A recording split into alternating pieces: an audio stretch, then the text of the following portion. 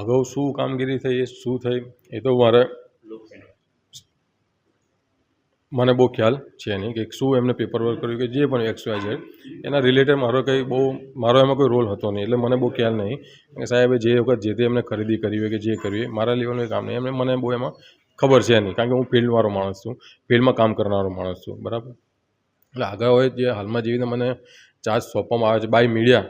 જેવી રીતના ખબર છે એવી રીતના જે હવે આગળની પ્રોસેસ જેવી રીતના થશે, હવે આગળ કાર્યવાહી થશે. શરૂઆત બહુ નાના, લગભગ 15-16 વર્ષ ઉપર થઈ ગયા મારે ઇન સર્વિસ ફાયર સર્વિસમાં, જે બહુ નીચલા લેવલથી મેં કામગીરી શરૂઆત કરેલી હતી. એમ ગ્રાઉન્ડ ઝીરોથી મેં શરૂઆત કરેલી મેં.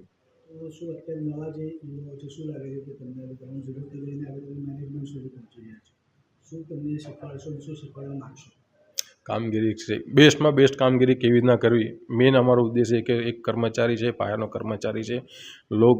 પબ્લિકને કેવી રીતના રક્ષણ કરે છે, રક્ષણ પૂરું પાડી રહ્યા છે, એ બધું અમારે એમને એ ઓલરેડી અહીંના વડોદરાનો જે સ્ટાફ છે ફાયરનો એ ઓલરેડી એકદમ વિલ ટ્રેન છે.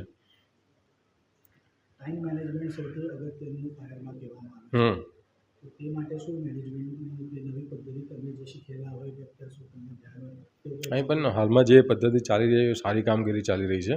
જે રીતના જે હાલમાં કારણ કે હું પોતે ફિલ્ડમાં હોઉં છું એટલે મને પણ એ મેં જ દેખતો હોઉં છું કે અહીંના જેટલા પણ કર્મચારી છે, જે પણ ઓફિસર છે, એ વિધિન ટાઈમમાં વિધિન સમયમાં ત્યાં કોલમાં જ્યાં પહોંચે છે અને કાલને કોલ કોઈ પણ પ્રકારનો હોય એને એટેન્ડ કરતા હોય છે અને એને ટૂંક સમયમાં જેટલું બને એટલો ફાસ્ટ કામગીરી કરીને એને